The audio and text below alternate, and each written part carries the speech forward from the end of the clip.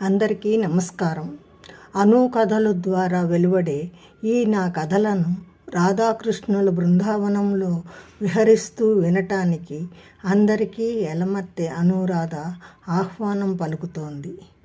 ఈ గాంధీ కోరిన రాజ్యమా అనే కథ వనితా జ్యోతి మాసపత్రికలో 1993 కాఫీ బ్రేక్ స్టోరీగా ప్రచురితమైంది. మే 2023లో సాహితీ ప్రచురణల ద్వారా గుప్పెడి మనసు అనే కథా సంకలనంలో చోటు చేసుకుంది. ఇందులో 29 కథలున్నాయి. అందులో ఈ కథ మొదటిది. లక్ష్మి గారికి నా ధన్యవాదములు.